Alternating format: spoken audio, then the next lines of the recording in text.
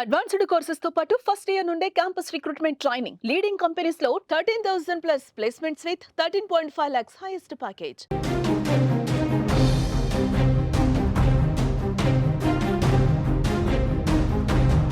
చూస్తున్నాం. హిడ్మా అరెస్ట్లో ఒక big twist కనిపిస్తోంది. పోలీసుల అదుపులో కుంజా హిడ్మా ఉన్నాడు. మడవి హిడ్మా కోసం ప్రస్తుతం ఇంకా గాలింపు కొనసాగుతుంది. నిన్న అరెస్ట్ అయినటువంటి నేపథ్యంలో అసలైన హిడ్మానే అరెస్ట్ అయ్యాడని చెప్పి ప్రచారం జరిగింది. హిడ్మా పేరుతో మరొక హిడ్మా ఉన్నాడు, జూనియర్ హిడ్మా ఉన్నాడు అన్న విషయం చాలా మందికి తెలియదు. హిడ్మా పేరుతో అతను అరెస్ట్ అయ్యాడు అనగానే అసలైన హిడ్మానే, నిజమైన హిడ్మానే, ఎవరైతే అత్యంత క్రూరంగా హింసాత్మకంగా కనిపిస్తాడో ఆ హిడ్మానే అరెస్ట్ అయ్యాడని చెప్పి ప్రచారం జరిగింది. మోస్ట్ డేంజరస్ హిడ్మానే చనిపోయాడని, పోలీసులకి లొంగిపోయాడని చెప్పి ప్రచారం జరిగింది. కానీ అది పూర్తిగా అవాస్తవం తేలింది. 2021లో 22 మంది జవాన్లను హతమార్చాడు కదా మడివి హిడ్మా, అసలైన హిడ్మా, అతను అరెస్ట్ అయ్యాడు అనుకున్నారు. కానీ జూనియర్ హిడ్మా అరెస్ట్ అయ్యాడు. సిఆర్పిఎఫ్ క్యాంపుల మీద దాడుల్లో కీలక పాత్ర పోషించిన ఎవరైతే అసలైన హిడ్మా ఉన్నాడో అతను అరెస్టు కాలేదని తెలుస్తుంది. అతని కోసం ఇంకా గాలింపు కొనసాగుతుంది. మడివి హిడ్మాపై 50 లక్షల రూపాయల రివార్డు ఉంది. కుంజా హిడ్మా అరెస్టుతో ఇప్పుడు అసలైన హిడ్మా కోసం గాలిస్తున్నారు భద్రతా బలగాలు. ఇంకా జల్లెడ పడుతున్న పరిస్థితి ఉంది. ఇద్దరు హిడ్మాలతో కొంత కన్ఫ్యూజ్ ఏర్పడినటువంటి పరిస్థితి ఉంది. నిన్న ఎస్పీ రోహిత్ వర్మ చాలా స్పష్టంగా చెప్పారు. మునియం హిడ్మా, ఇతను కునియం హిడ్మా, ఇతన్ని కుంజా హిడ్మా అని కూడా అంటారు. సో ఇతని మీద కూడా చాలా కేసులు నమోదయ్యి ఉన్నాయి. ఇతను AK-47 కావచ్చు, గుళ్ళు కావచ్చు, రైఫిల్స్ కావచ్చు, పదునైన ఆయుధాలను కూడా స్వాధీనపరుచుకున్నారు. ఎప్పుడైతే ఇతను అరెస్ట్ అయ్యాడో అందరూ కూడా అసలైన హిడ్మానే అరెస్ట్ అయ్యాడని చెప్పి ప్రచారం జరిగినప్పుడు కూడా ఇతని ట్రాక్ రికార్డ్ చాలా చిన్నగా ఉంది. హిడ్మా అరెస్ట్లో ఒక బిగ్ ట్విస్ట్ను మనం చూస్తా ఉన్నాం. స్క్రీన్లో మీరు చూడొచ్చు. జూనియర్ హిడ్మా అరెస్ట్ అయ్యాడు. స్క్రీన్లో మనం అసలైన హిడ్మా మడివి హిడ్మా అతని ఫోటో మనం చూడొచ్చు. అలాగే ఇప్పుడు అరెస్ట్ అయినటువంటి జూనియర్ హిడ్మా కుంజా హిడ్మాను కూడా మీరు స్క్రీన్ మీద చూస్తున్నారు. సో చూడటానికి ఒకే రకంగా కనిపిస్తున్నారు, కొంచెం దగ్గర పోలికలు ఉన్నాయి. ఈ జూనియర్ హిడ్మా అరెస్టుతో ఎవరైతే అసలు హిడ్మా మడివి హిడ్మా ఉన్నాడో అతడు అరెస్ట్ అయ్యాడని చెప్పి ప్రచారం జరిగింది. సో మడివి హిడ్మా గురించి ఒక్కసారి మనం అతని ట్రాక్ రికార్డు ఒకసారి పరిశీలిస్తే 2021 సంవత్సరంలో 22 మంది భద్రతా బలగాలని మాటు వేసి అత్యంత కిరాతకంగా హతమార్చినటువంటి పరిస్థితి ఉంది. ఇతని మీద 50 లక్షల రూపాయల రివార్డు కూడా ఉంది.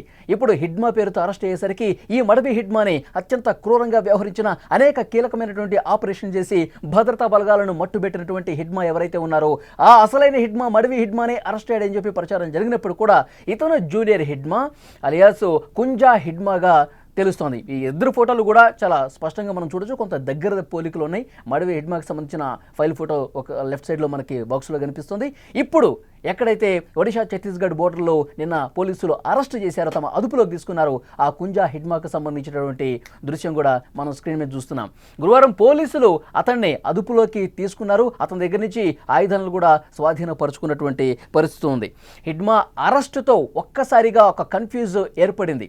కుంజా హిడ్మా అరెస్ట్ అయ్యాడు, జూనియర్ హిడ్మా అరెస్ట్ అయ్యాడని చాలా స్పష్టంగా ఇక్కడ కనిపిస్తోంది. కేంద్ర ప్రభుత్వం సీరియస్గా అడుగులు ముందుకు వేస్తోంది. గత కొంతకాలంగా మనం చూస్తూ ఉన్నాము, భద్రతా బలగాలు చాలా సీరియస్ ఆపరేషన్ చేస్తున్నాయి. ఆపరేషన్ కగారు పేరుతో నక్సలైట్లను, మావోయిస్టులను మట్టు పెడుతున్నటువంటి పరిస్థితి ఉంది.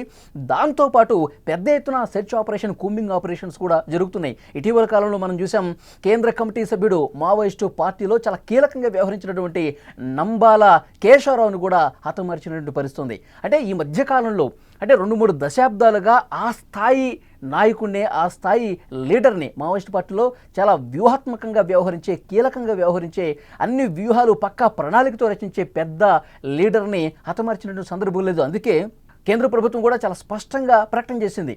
నంబాల కేశవరావు చనిపోయినప్పుడు అమిత్ షా ట్వీట్ చేశారు, ప్రధానమంత్రి ట్వీట్ చేశారు, మావోయిస్ట్ పార్టీకి గట్టి దెబ్బ కొట్టాం, భద్రతా బలగాల ఘన విజయం ఇది అని కూడా చాలా స్పష్టంగా చెప్పినట్టు పరిస్థితుంది.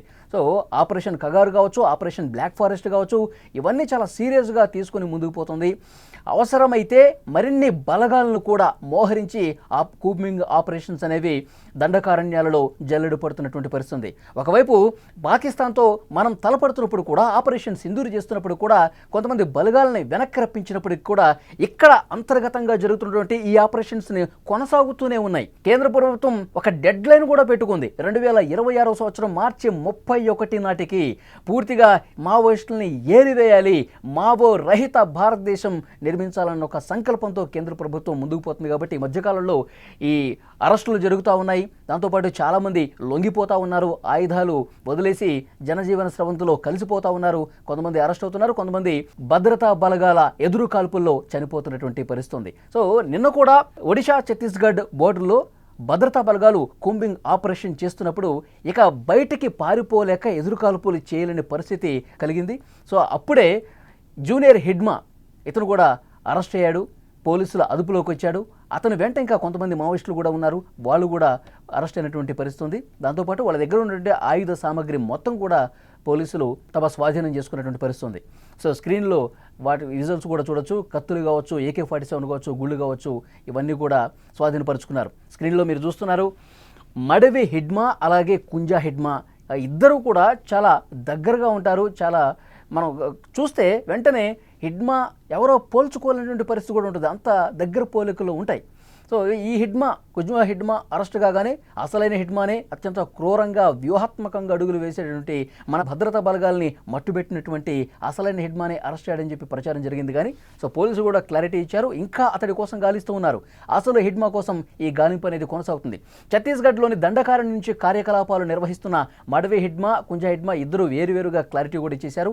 Madavi Hidma People's Liberation Guerrilla Army battalion 1కు కమాండర్గా వ్యవహరించాడు. 2021 మార్చిలో మాటు వేసి భద్రతా బలగాల్ని హతమార్చాడు మడవి హిడ్మా. ఇతని కోసం ఇంకా గాలింపు అనేది సెర్చ్ ఆపరేషన్ అనేది కొనసాగుతుంది. మడవి హిడ్మాపై 50 లక్షల రూపాయలకు పైగా రివార్డు ఉన్న విషయం కూడా తెలిసిందే. కుంజా హిడ్మా అరెస్టుతో అందరూ కూడా మడవి హిడ్మాని అనుకున్నారు, కానీ అసలు హిడ్మా వేరు అన్నది ఇప్పుడు అందరికీ తెలిసింది. మడవి హిడ్మా కోసం ఇంకా గాలింపు కొనసాగుతున్నారు, దండకారణ్యంలో జల్లెడు పడుతున్నారు, ఇంకా వీలైనంత మంది భద్రతా బలగాల్ని తీసుకొస్తా ఉన్నారు. ఒడిశా ఛత్తీస్గఢ్ బోర్డర్ కావచ్చు, ఆంధ్ర ఒడిశా బోర్డర్ కావచ్చు, సో మొత్తం జల్లెడు పడుతున్నారు.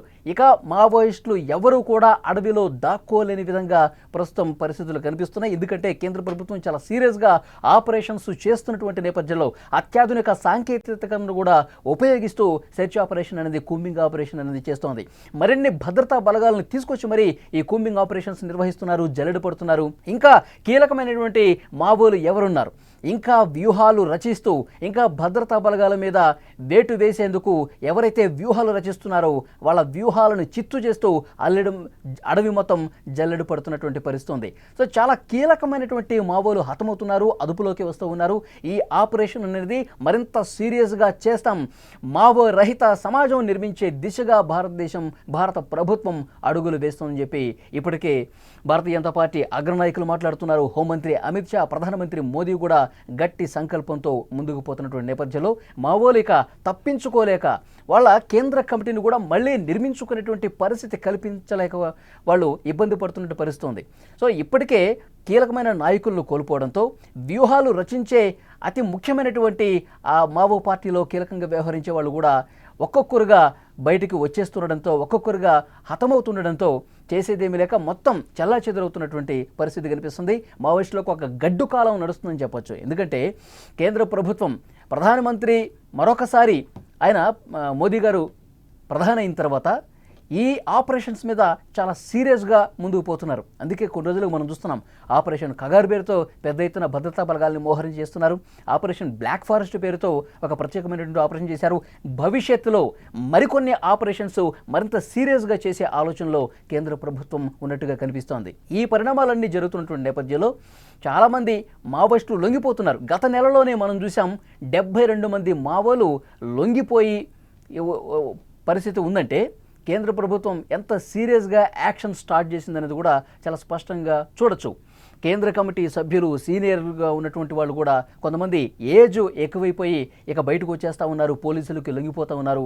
ఇప్పుడు యువకులు ఎవరైతే ఉన్నారో, 30-40 సంవత్సరాల యువకులు ఎవరైతే ఉన్నారో ఇంకా కీలకంగా వ్యవహరించాలి అన్న ఆలోచనను కూడా వాళ్ళు విరమించుకుంటున్న పరిస్థితి కనిపిస్తుంది. ఎందుకంటే అడవులు మొత్తం కూడా జల్లెడ పడుతున్నారు. అడుగుకి ఒక ముందుకే వేసుకుంటూ కేంద్ర బలగాలు ముందుకు పోతున్నటువంటి నేపథ్యంలో ఇక చేసేదేమీ లేక వాళ్ళ దగ్గర ఆయుధ సామాగ్రి కూడా తక్కువగా ఉంది. ఎదురు నిలబడి పోరాటేటువంటి సత్తా కూడా తగ్గిపోతుంది. వ్యూహాలు రచించలేనటువంటి పరిస్థితి కూడా ఉంది. కాబట్టి ఇక కేంద్ర బలగాలకు ఎట్టి పరిస్థితుల్లో లొంగిపోవటమే శరణ్యం, మన ప్రాణాలిక మనం కాపాడుకోవటమే శరణ్యం అన్న స్థాయిలో ప్రస్తుతం పరిస్థితి ఉంది అనటానికి ఇది ఎగ్జాంపుల్గా మనం చెప్పొచ్చు. సో డెఫినెట్గా కేంద్ర ప్రభుత్వం తీసుకున్నటువంటి ఈ యాక్షన్ ప్లాన్కు, చేస్తున్నటువంటి ఈ ఆపరేషన్స్తో అందరూ కూడా లొంగిపోతున్నారు.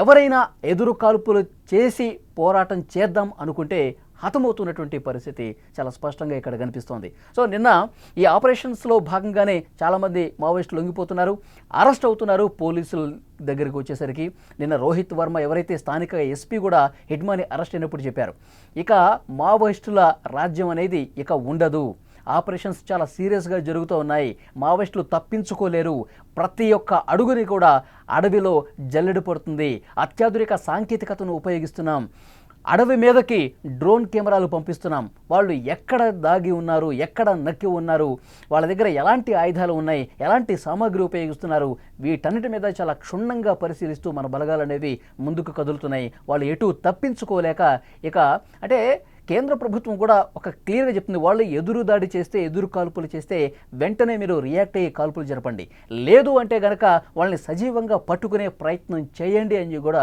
చాలా స్పష్టంగా ప్రభుత్వం నుంచి ఆదేశాలు ఉన్న నేపథ్యంలో మన భద్రతా బలగాలు దాన్నే తూచా తప్పకుండా పాటిస్తూ తప్పనిసరి పరిస్థితుల్లో మాత్రమే కాల్పులు జరుపుతూ వాళ్ళని హతమారుస్తున్నటువంటి పరిస్థితి ఉంది. సో డెఫినెట్గా ఈ పరిస్థితులు మనం చూస్తున్నాం. కేంద్ర ప్రభుత్వం ఆపరేషన్ కగారు కావచ్చు, బ్లాక్ ఫారెస్ట్ ఆపరేషన్ కావచ్చు, ఇవన్నీ కూడా చాలా సీరియస్గా చేస్తున్నటువంటి పరిస్థితి ఉంది. నిన్న ఎవరైతే హిడ్మా అరెస్ట్ అయ్యారో అతన్ని కునియం హిడ్మా అంటారు, జూనియర్ హిడ్మా అంటారు. అసలు హిడ్మా ఇంకా దొరకలేదు. అసలు హిడ్మా అసలు భద్రతా బలగాల కంటపడి కొన్ని సంవత్సరాలు అయిపోతుంది. సో ఇంకా అతను కార్యాచరణలో ఉన్నాడా, క్షేత్రస్థాయిలో అతను వర్క్ చేస్తూ ఉన్నాడా, ఇంకా వ్యూహాలు రూపొందిస్తున్నాడు అనేది క్లారిటీ లేదు. కానీ అతని మీద 50 లక్షల రూపాయల రివార్డు ఉంది. మన భద్రతా బలగాలను 2021 సంవత్సరంలో 22 మందిని మట్టుబెట్టినటువంటి పరిస్థితుంది. సో డెఫినెట్గా అతన్ని పట్టుకునే తీరుతాం. అతన్ని పట్టుకోవటానికి ఏ రకమైనటువంటి ప్రయత్నాన్ని కూడా కేంద్ర ప్రభుత్వం వదిలిపెట్టదు.